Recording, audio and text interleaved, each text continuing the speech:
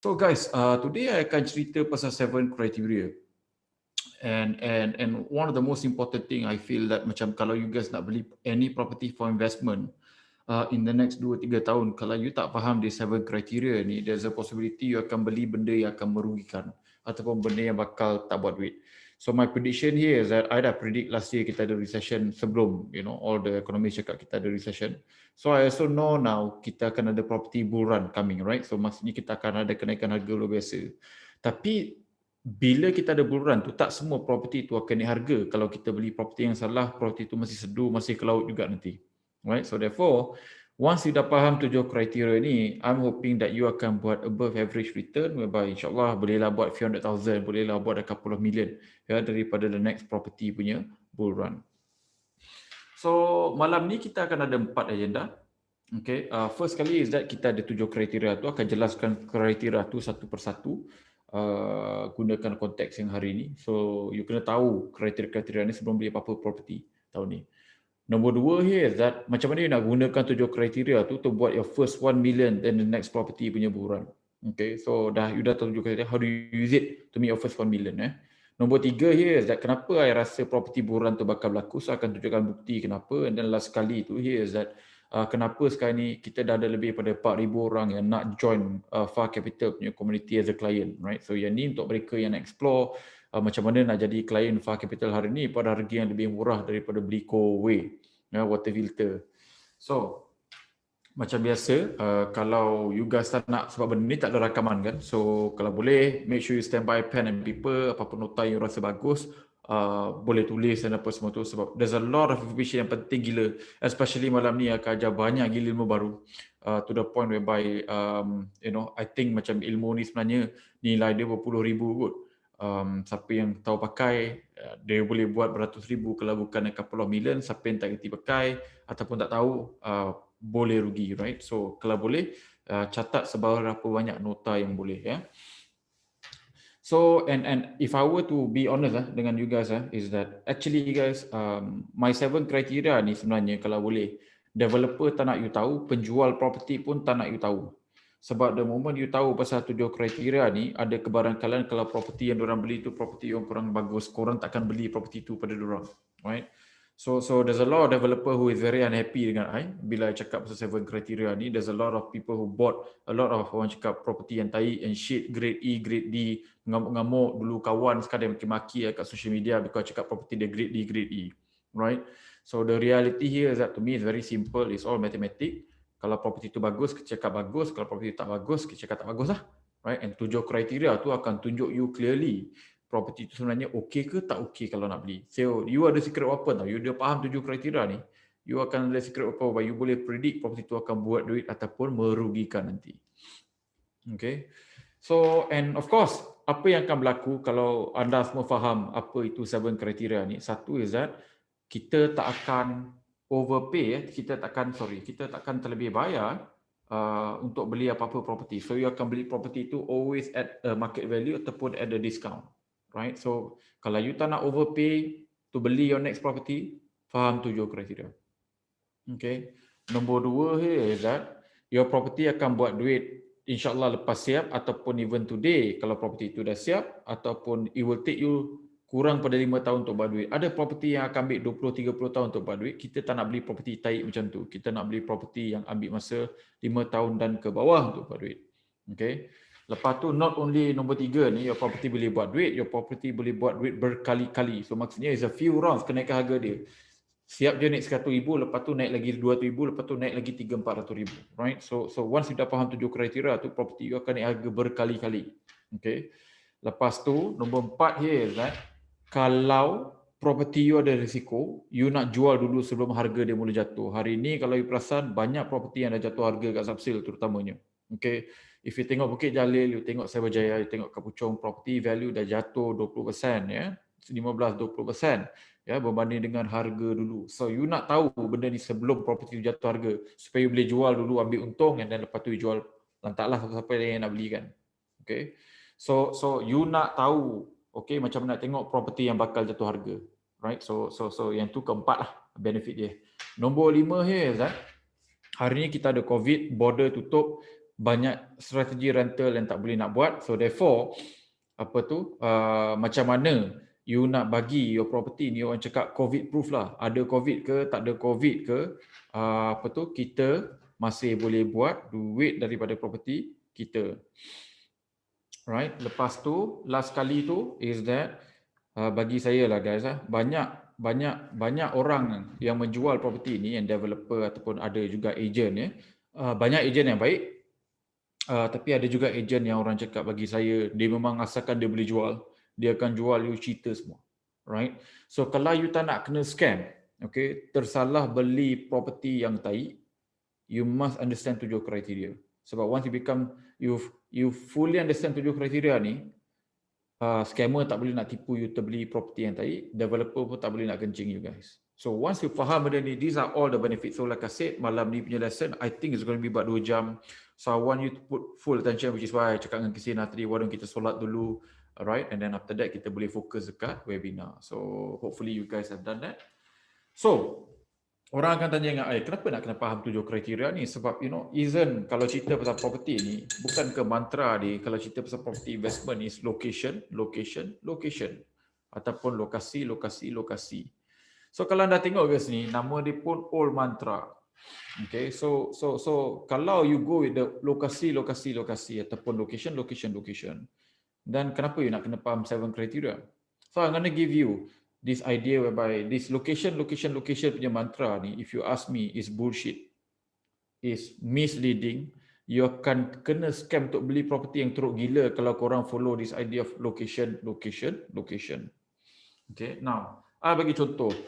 I think most of you will know, right, location apa ni. So this is KLCC. Okay, this is the skyline of KLCC. Alright, so kalau cerita pasal location, location, location, ada tak location yang lagi bagus daripada KLCC? Not really lah, right? So kerja banyak, mall berlambak, LRT, MRT ada, monorail ada. So kalau kita go with the idea of location, location, location, tak payahlah kita tengok pasal lain. Berapa nak kena tahu pasal lain? Kita semua pergi beli KLCC saja. Okay, itu kalau kita terpedaya dengan this idea of location, location, location. Okay, now tapi the reality ataupun faktanya, tuan-tuan dan puan-puan semua, is that kita ada property buran tau 10 tahun lepas, and dalam property buran tu semua orang buat duit, right? So ramai orang yang beli rumah buat duit. I buat 5 juta, few of my friends buat 1-2 juta, and we all make a lot of money. But do you know, majority orang yang beli property kat KLCC 10-15 tahun lepas, majority tak buat duit. In fact, orang yang beli rumah kat Kerinci buat duit lagi banyak pada orang yang beli kat KLCC. Kelang orang boleh buat duit lagi banyak pada beli kat KLCC. Puchong, Subang, semua boleh buat duit lagi banyak daripada beli dekat KLCC. So kalau location, location, location tu betul, then kenapa orang yang beli KLCC majoritinya rugi? I would say 90% rugi. Walau orang yang beli kat tempat yang tak berapa kelas ni, Kelang, Kerinci, Puchong, Subang, apa semua tu boleh buat duit. Okay, so very clear guys. Kalau location, location, location tu mantra yang betul, patutnya KLCC akan buat duit lagi banyak berbanding dengan kawasan-kawasan ni, tapi realitinya tidak. Okay, that's why I cakap 7 kriteria ni penting supaya you tak kena scam dengan location, location, location. Now, so basically guys, kalau orang kat Kelang, Puchong, Subang, Kerinci semua boleh buat duit lagi banyak pada orang yang beli kat KLCC 10 tahun lepas.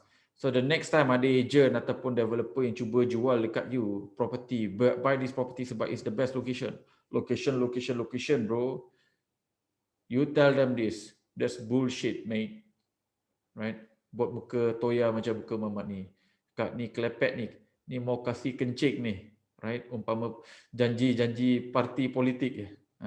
So guys, the next time someone cuba nak jual you property, lepas tu dia bila cakap mahal, dia jual kat you this idea of location, location, location bro, prime location memang mahal. Kau cakap dengan dia, ni bullshit. So you know already, someone who use this location, location, location punya mantra, confirm cuba nak scam you beli property yang mahal. Okay. So, what about kalau macam tu, kita just beli je property, okay lah, Faizul cakap location, location, location, tak betul kan? So, apa kata kita beli je property yang confirm ada guarantee rental return? Okay, So kita panggil benda ni GRR ataupun guaranteed punya rental return. So why don't kita beli je property yang boleh bagi confirm 7%, 6% return ni? Ikut kata pemaju dia. Now, the reality-nya guys is that semua skim GRR ataupun guaranteed rental ni, okay, majority 99% of the time, skim akan gagal. So yang belah kiri ni is this place called Somerset dekat Rempin. This is a doctor yang beli. Dia baru-baru ni decide jadi client fund capital lepas kena scam beli property ni. And hari ni property ni lepas dah siap dia jadi terbengkalai. Operator tutup, JRR pun tak dapat. Hari ni bayar loan beribu setiap bulan tanpa dapat apa-apa hasil masuk. Okay, ini property yang developer 10 tahun lepas guarantee buat duit bro. Guarantee. Guarantee bungkus. Right? Yang ni pula belah kanan ni juga klien baru yang beli property daripada Melaka, right? Lepas tu the property tu juga sepatutnya bagi GRR. Hari ini anda lihat sendiri dia punya komen tu, developer tu no longer bayar lagi GRR. Okay. So guys, every time someone cakap dengan you guarantee tu, you kena sangat berhati-hati. Okay. Sebab majority development yang boleh bagi you guaranteed rental ni sebenarnya taik. Sebab tu dia terpaksa bagi you guarantee tu sebab dia akan gagal 7 kriteria. Tapi kalau anda pemalas, anda lazy, anda tak nak buat research tu sendiri, anda beli sebab anda percaya dengan janji-janji manis penjual tu yang cakap beli senang je bro, setiap bulan boleh dapat positive cash flow sebab return kita confirm 6%, 7%. Memang lepas tu memang anda bakal kena, umpama politician memberikan anda janji yang saya tidak pernah makan rasuah gitu. Right? So kebarat bukan tak ada yang buat macam tu, tapi majority I don't know lah, I dengar cerita majority buat. So guys, GRR ni adalah umpama manifesto politik. Majoritinya not gonna end very well lah senang cerita. Okay. So again guys, bila kau jumpa siapa-siapa yang nak bagi kau guaranteed rental return, kita cakap apa?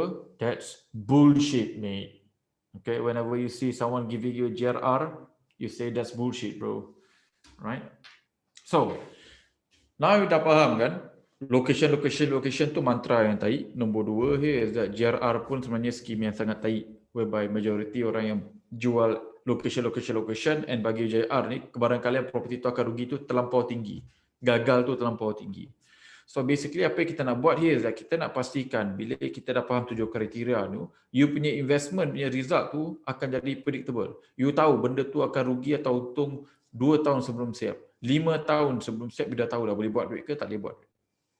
Okay, now I suka gunakan metodologi ni, right? Kalau kita nak result kita konsisten dan bukan bernasib baik dia boleh buat duit, right? And bila bernasib buruk rugi, bernasib baik kita buat duit. Kita tak nak macam tu. Kita nak konsisten je buat duit. Okay. Now, kalau you nak konsisten result, kita kena ada konsisten punya proses. Okay. So what do I mean by that? My mom, God bless her, you know, and I was very fortunate lah orang cakap tu. I am very fortunate lah to have a good mom. Tapi my mom ni kalau dia jadi masak guys, dia tak follow resipi, dia main campak-campak. So mi goreng dia kalau dia masak 10 kali tu rasa dia lain. Sedap tapi rasa dia tak pernah sama. Samalah dengan rendang ayam dia juga sebab dia never follow sukatan ataupun resipi. Now, itu kalau masak guys. Okay?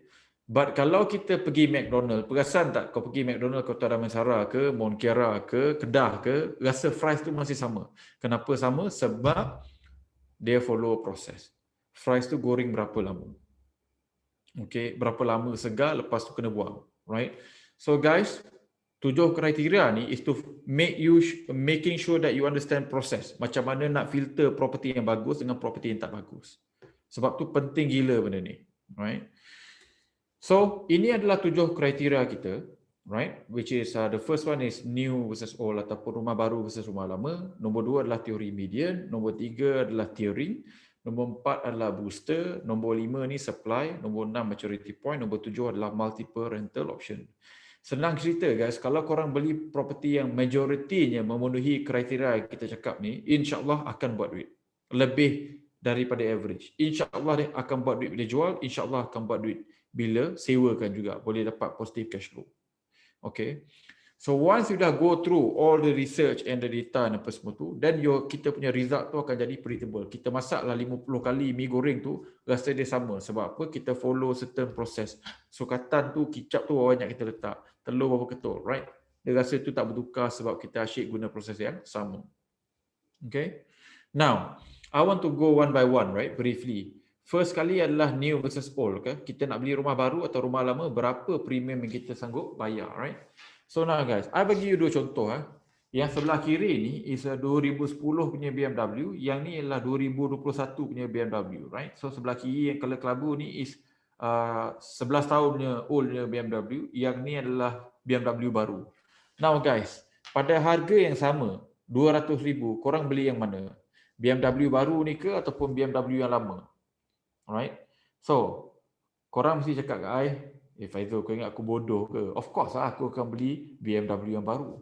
Tapi perasan tak kalau rumah baru dengan rumah lama, korang takkan se-clear macam tu. Right? So basically, ramai orang prefer to actually beli rumah lama. By the way, subsale punya transaksi kat Malaysia ni adalah 80% daripada market, hanya 20% saja transaksi tak sampai actually untuk rumah baru. Okay. So, senang cerita, bila cerita pasal guide dia guys, kalau kita dapat beli rumah baru 3 bilik di kawasan katalah Mont Kiara ni pada harga 600,000, lepas tu rumah lama pun 600,000, kita nak beli rumah yang mana guys? Of course kita beli rumah baru. Hanya orang bodoh saja yang akan beli rumah lama pada harga sama macam rumah baru. Okay. Sama juga macam analogi kereta tadi. So you guys, kalau you guys ingat, right? I dulu suka cerita pasal bangsa South, right? Kalau you ingat dulu, Park Residence dulu, rumah lama Pantai Panorama, harga jualannya 270,000. Rumah baru sebelah dia 330,000 untuk unit paling kecil. So beza dia 20%, 30% je. Tapi hari ini Pantai Panorama naik daripada 270,000 kepada 600,000. Park Residence naik pada 300,000 kepada 1 juta. So rumah baru naik lagi laju berbanding dengan rumah lama kalau you tak terlebih bayar. So sebagai contoh kan, katalah rumah baru 600,000, rumah lama 600,000, rumah baru 1 juta. Dan okey lagi kalau you nak beli rumah lama. Tapi kalau rumah baru 600,000, rumah lama 500,000, of course beli rumah baru. Sebab premium dia tu tak boleh lebih pada 50%. So of course 30% dan ke bawah kalau kita nak buat duit. Okay.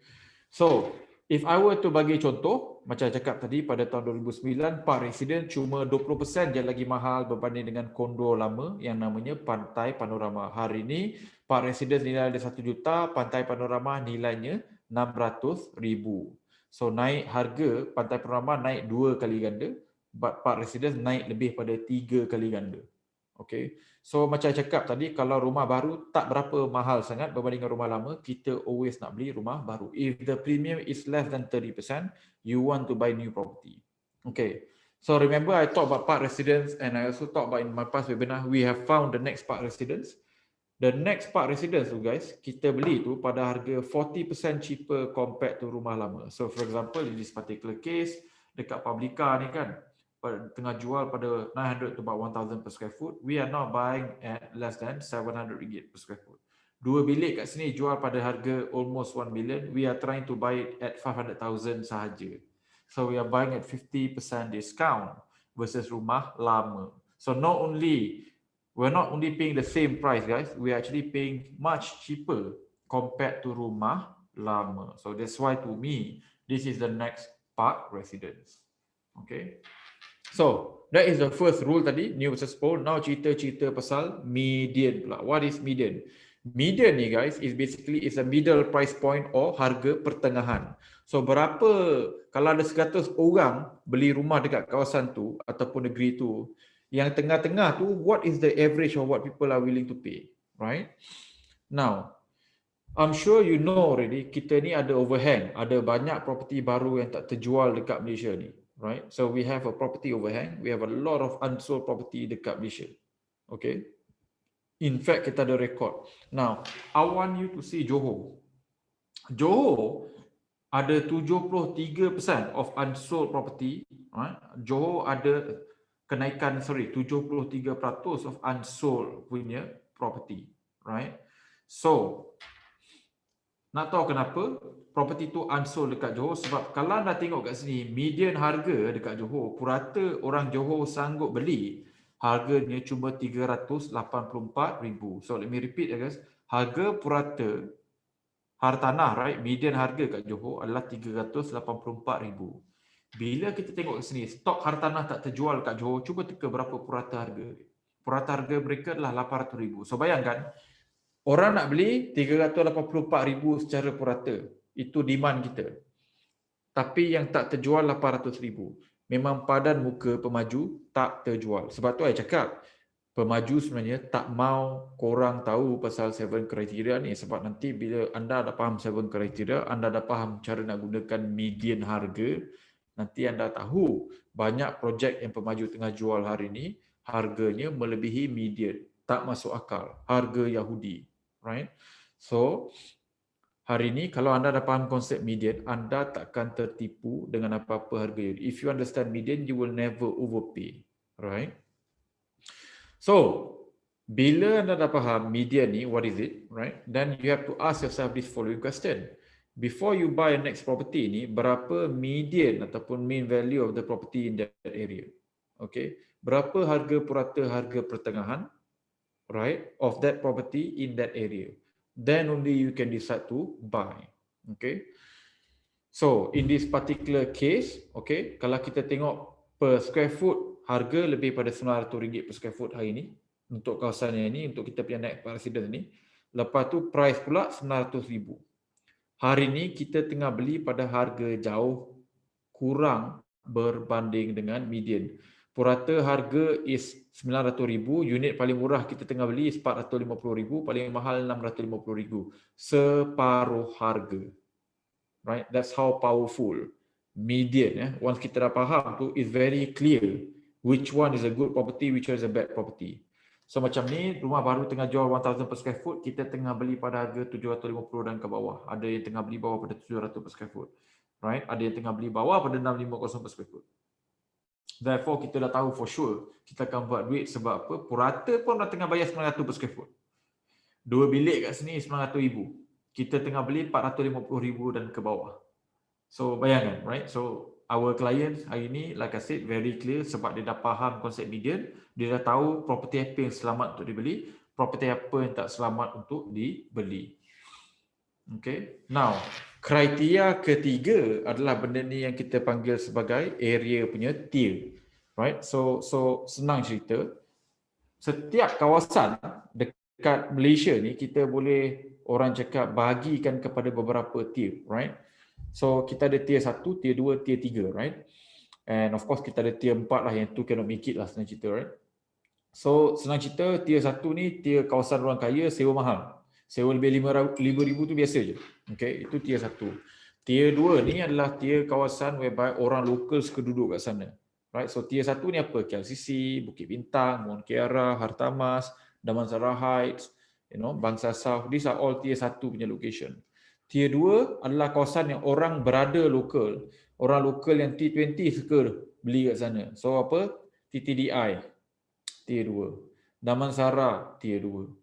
Puchong tier 2, Shah Alam tier 2, Bangi tier 2, right? Cyberjaya pun tier 2, right? So asalkan orang lokal tu berada sikit ataupun the middle 40 ataupun T20, dia akan suka duduk kat tier 2. Tier 3 ni kawasan yang jauh-jauh sikit, yang biasanya rumah landed tu masih RM500,000 tu masih boleh dapat. So Kelang tu tier 3, Rawang tu tier 3, Semenyih tu masih tier 3, right? So tu definisi kita punya tier.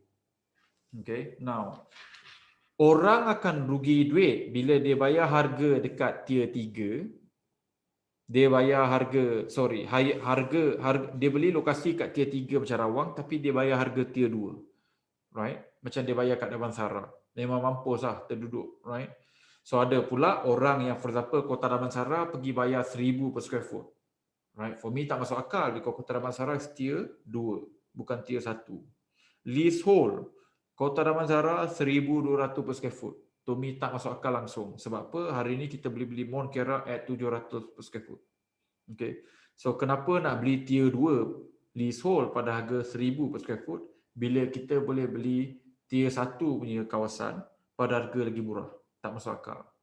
So, rule dia macam ni guys. Sewa tier 1 confirm lagi mahal pada tier 2, tier 2 confirm lagi mahal pada tier 3.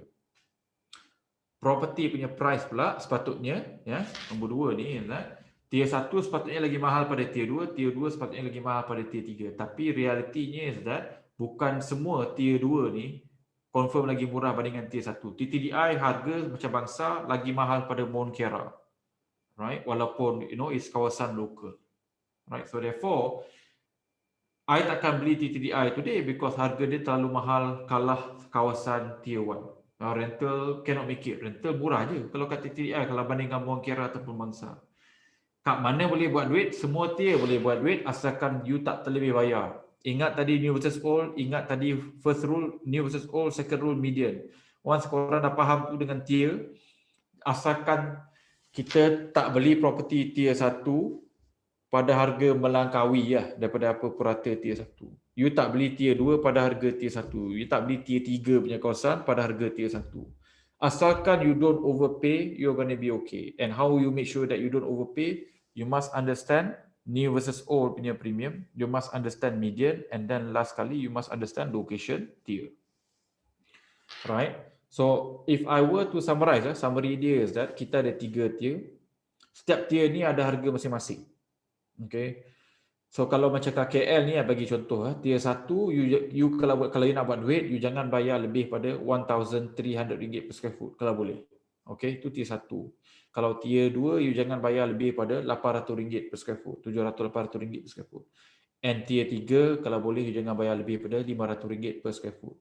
Hari ni kita orang tengah beli kawasan tier 1 pada harga tier 2. Okay, so sebab tu kita orang memang confident gila kita akan dapat buat duit.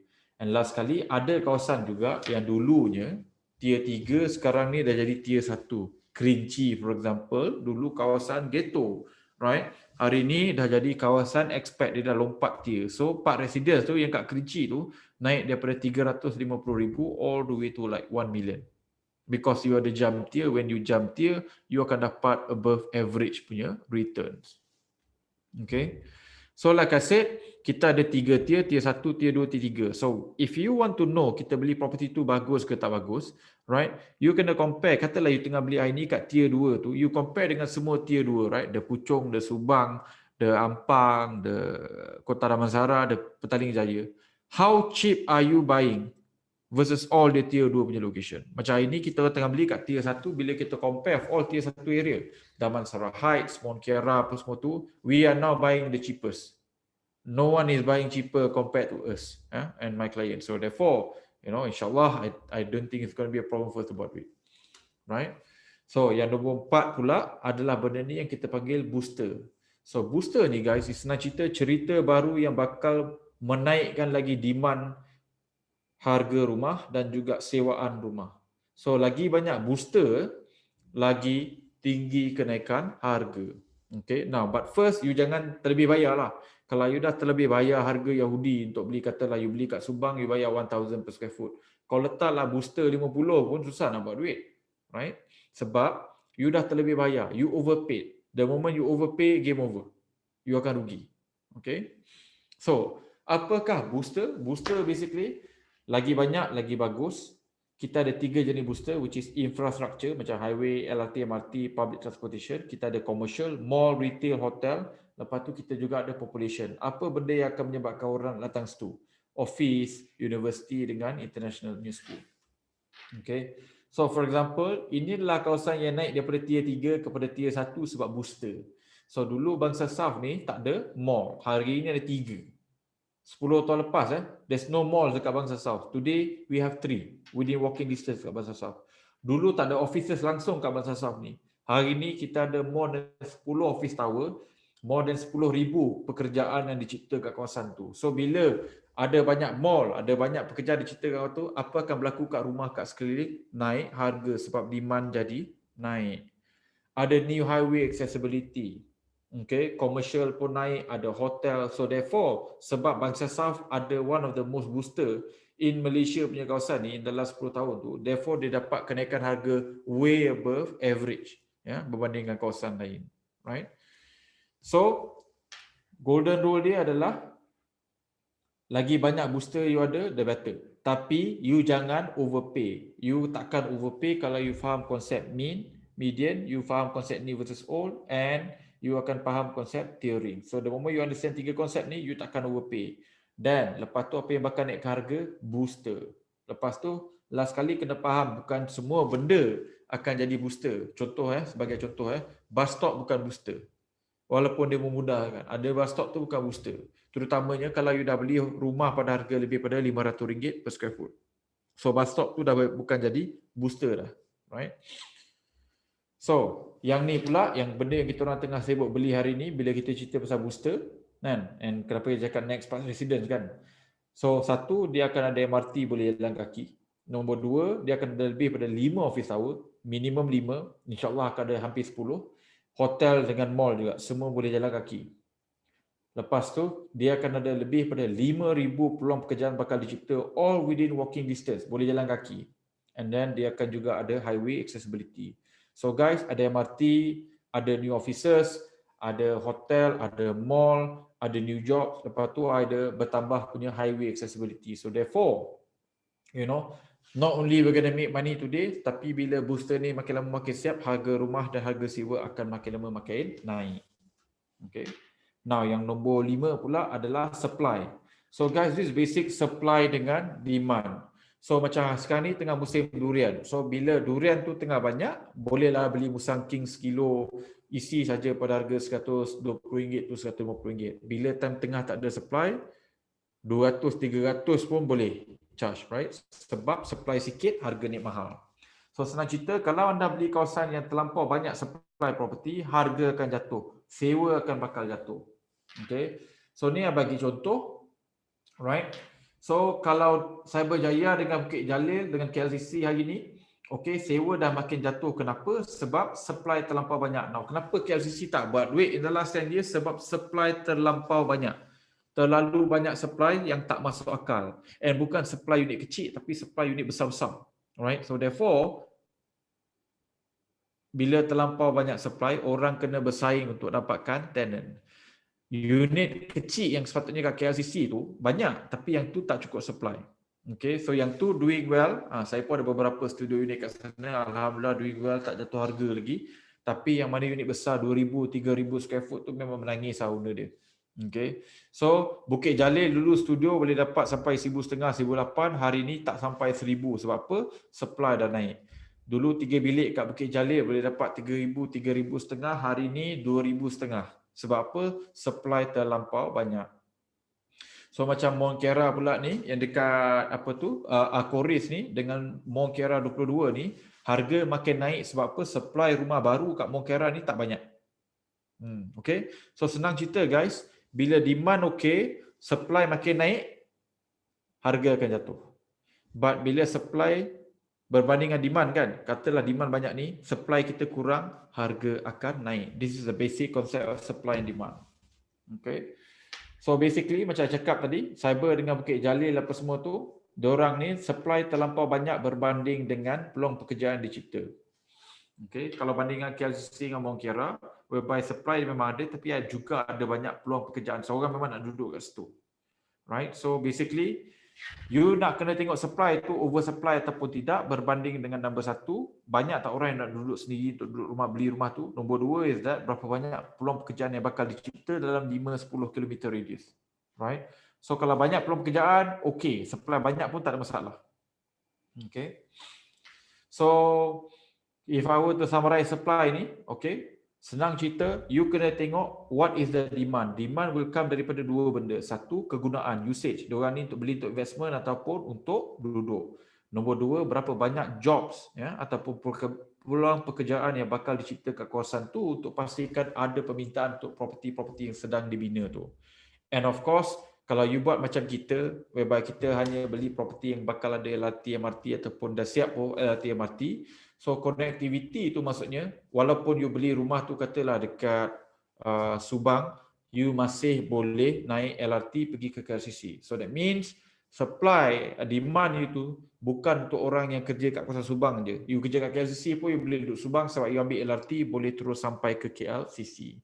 Right? So macam bila cerita pasal kita punya pembelian ni, our next pembelian ni, so not only kita akan dapat positive cash flow hari ni, kita juga akan ada MRT 3, right? Yang bakal nanti ada kat kawasan tu. Nombor 2, kita akan ada lebih pada 5,000 peluang pekerjaan dicipta boleh jalan kaki, right? So ni bukan cerita 5 km radius, jalan kaki. If cerita pasal 5 km radius, minimum 50,000 jobs hari ni dalam kawasan tu. So therefore, kita punya pendapat insya-Allah takkan ada kekurangan demand daripada segi property yang bakal kita beli ni. Okay. Now, yang kedua terakhir adalah benda yang kita panggil maturity point. Maturity point ni maksudnya bila property tu sampai tempoh matang yang kita boleh mula buat duit. So ada property tu akil balik dia ataupun tempoh matang dia 50 tahun, 30 tahun. Lepas 20 tahun pun tak boleh buat duit. Kita nak beli property yang kalau boleh tempoh matang dia 5 tahun dan ke bawah. Paling lambat 5 tahun. Okay. So kalau you tengok ke sini, ini adalah gambar orang cakap master plan Iskandar Malaysia. So ini master plan, betul tak? Ini yang dikeluarkan hampir 7-8 tahun lepas. Ini gambar Iskandar Malaysia hari ini. Jauh lagi berbanding dengan dia punya original master plan yang macam ni. So, bila Iskandar Malaysia ni akan siap? Kalau jadi siap, 12 tahun lagi. Senang cerita, mereka yang datang beli apartmen-apartmen ni, diorang ni kena tunggu lagi 10-15 tahun before boleh buat duit. Kesian diorang. Meleleh, berdarah, beribu sebulan negatif cash flow. Okay. Sebab tersalah beli property yang tempoh matang dia 10-15 tahun. Sebab tu saya cakap, you kena faham 7 kriteria, kalau tak korang akan terduduk, tercedok macam diorang ni semua. Semua orang yang beli kat sini semua tak buat duit. Semua. Not even one yang buat duit. Ya. So, beli benda yang tempoh matang dia kurang pada 5 tahun. Ini pula master plan Bandar Malaysia. Okay. Ini adalah Bandar Malaysia hari ini. Master plan ni dah keluar beberapa tahun lepas. Ini adalah Bandar Malaysia hari ini. Masih tak ada apa kecuali tanah latar dan crane. Adalah MRT station kat bawah tanah. Right? So, bila Bandar Malaysia ni bakal siap? Kalau siap, 10-15 tahun lagi. So mereka yang beli kat Sungai Besi dengan cerita Bandar Malaysia kena tunggu 10-15 tahun before dia betul-betul boleh buat duit daripada Bandar Malaysia. Sebab apa? Bandar Malaysia lambat siap, property dia pun lambat nak buat duit. Kita orang hari ni beli dekat TRX. TRX bakal siap bila? Tak sampai 5 tahun lagi kena fully develop. Right? So kalau itu cerita pasal TRX. So kalau boleh you nak beli tempoh matang dia kurang pada 5 tahun. 5 tahun tu maksimal, kalau boleh kurang lagi bagus. Right? So ini adalah orang cakap summary untuk maturity point. Bila you boleh dapat break-even rental. Kalau boleh you nak buat sebelum 5 tahun. And lagi awal lagi bagus lah. Nombor 2 adalah, itu adalah first round maturity point. Second round adalah completion bila semua booster siap. Ada property hari ni dah boleh break-even tapi MRT tak siap lagi. Right? So, first, lepas siap dah buat duit sebab dapat break-even rental. Lepas tu bila dah siap MRT akan buat duit lagi sekali. Okay. So, kalau you ada existing property yang you dah beli hari ni, kalau property you masih ada cerita baru yang bakal datang ke kawasan tu, LRT ke, MRT ke, you boleh simpan. Okay. Kalau your property tak ada cerita baru, I think you kena consider untuk jual. Terutamanya kalau property tu dah negative cash flow. Right. So macam tu cara yang decide property tu patut disimpan ataupun patut dijual. Okay. Ni kalau kita cerita pasal apa yang kita sedang beli ni, bila kita dapat break-even rental, maturity point pertama dia hari ni. Hari ni kalau rumah tu dah siap, dah boleh dapat break-even dah, confirm. Nombor 2, completion of all booster, MRT, office dan apa semua tu, 7 tahun pada sekarang. So, I cakap tadi 5 tahun kan? I cakap 5 tahun untuk break-even rental. So, break-even rental hari ni. So, booster pertama settle lah. Maturity point 1, okay. Now, maturity point kedua, whereby kita nak hopefully buat 400-500 ribu per unit. From each unit kat sini is that 7 tahun daripada sekarang, whereby bila semua booster ni pun dah siap. Okay. So kita akan buat duit 3 kali. First round bila rumah tu dah siap sebab cash flow positif kita orang lebih dari 1,000. Nombor 2 is that bila office ni dah siap, boleh jalan kaki pergi office. Right. So again, permintaan tu akan naik.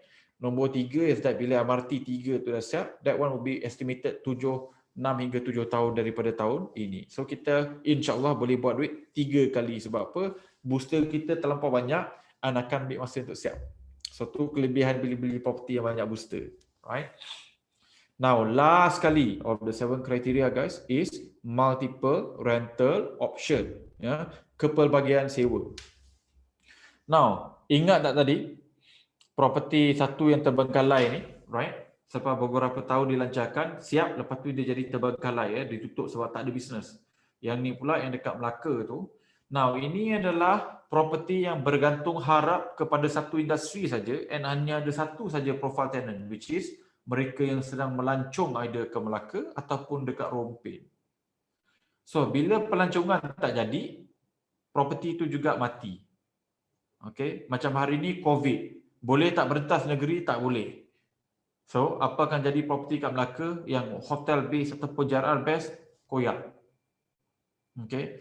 So guys, kalau you punya property tu hanya boleh bergantung kepada satu profile tenant saja, which is either pelancong kat Genting ke, or you beli sebelah college ke, dekat Bangi ke, and itu je you punya tenant punya orang cakap profile yang akan duduk situ, you akan mati sebab kalau college tu tutup, property you mati. Kalau resort ataupun katalah pantai tu tercemar, property you akan mati sebab tak ada orang pergi pantai tu dah. Macam kat PD hari ni, right? Or kalau contoh Genting ada tanah runtuh yang kena tutup setahun, property kita juga akan mati. Sebab apa? Orang yang pergi sana tu tak boleh nak pergi sana sebab tanah runtuh. Faham tak? Okay. So, bila anda jumpa siapa-siapa cuba jual property kat anda, right, dengan guaranteed rental return, ataupun hari ni sekarang ni dia dah tukar cara lain juga, dia tunjuk Airbnb. Kalau kita buat sewa per night, oh ini kita punya return bro. Macam to the moon, okay, power return. Anda lari jauh-jauh, okay, because that is pure bullshit. The only reason dia tunjuk Airbnb tu sebab dia tahu sewa cara normal tu confirm koyak, confirm takkan buat duit, confirm rugi. Okay, that's why dia kena tunjuk Airbnb punya rental. That's why kena bagi guaranteed rental return. Okay, now guys, kita ada 8 jenis rental option. Satu here is that kita kena target pelbagai segmen. You kena cari local dan expat. You boleh sewakan short, medium to long term. You boleh buat single tenant, maksudnya satu rumah tu satu orang dia sewa. Or you boleh buat sewa per bilik, per head. Airbnb, which today gone case sebab COVID, and last kali yang paling baru co-living, right? So ini adalah 8 rental option. Kalau you punya rental property yang you nak beli tu sebelah college dan hanya satu college tu je dekat situ, dan kalau college tu mampus, property pun kita mampus, maksudnya you hanya boleh ada satu je tenant. Expat memang tak ada. Yang lain ni semua pun tak laku sebab maybe you beli studio unit ke apa ke semua tu. So, you tak nak beli property yang cuma ada satu rental option saja. Now,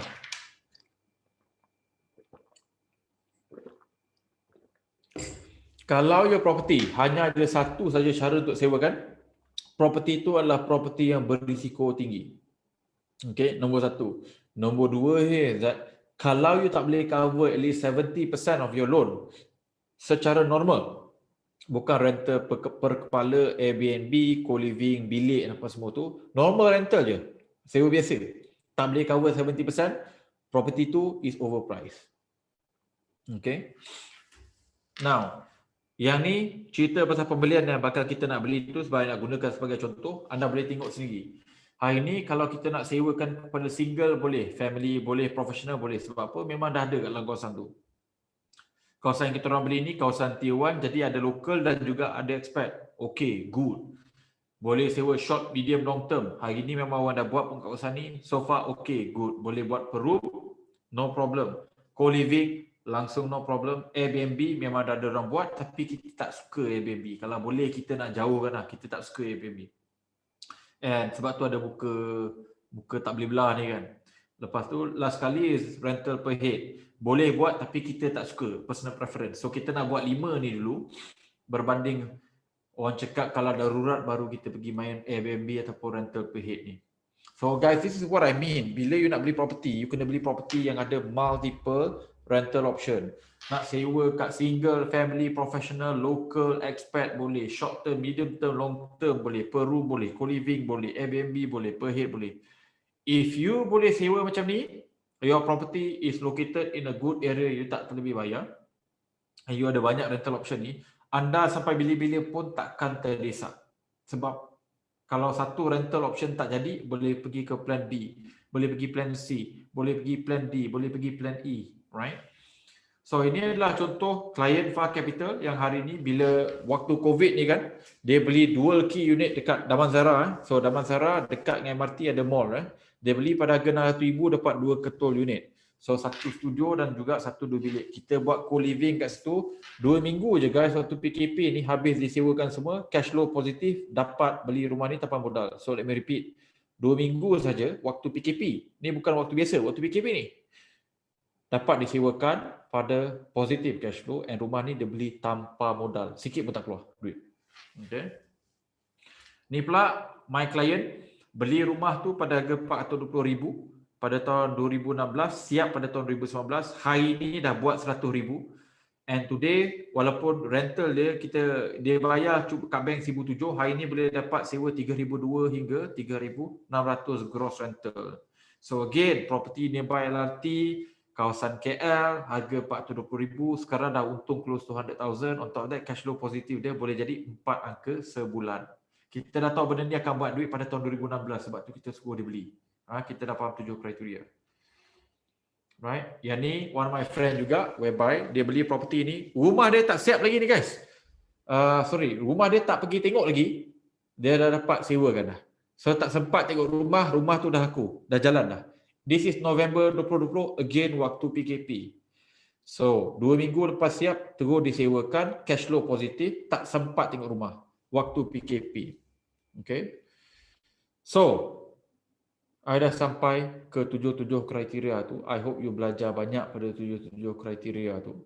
So senang cerita, macam saya cakap tadi guys, ada sebab kenapa banyak penjual jahat ataupun developer yang tak mahu anda tahu pasal 7 kriteria ni. Sebab once you dah faham pasal 7 kriteria, anda takkan, you will never overpay a property and you will also never lose money. Okay, number 2 here is that you akan buat duit laju. Orang lain kena tunggu 10-20 tahun buat duit. You cash flow positif kalau boleh day 1. Ya, tak sampai 5 tahun.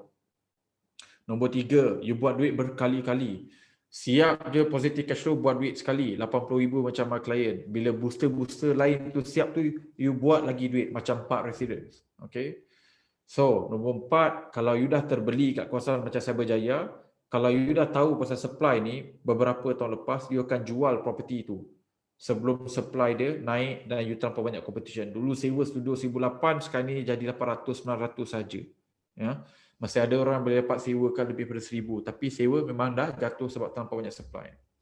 Nombor 5, walaupun kita ada recession macam COVID, okay, walaupun kita ada kegawatan ekonomi hari ni, economic recession, my client still boleh dapat cash flow positif, property masih ada demand.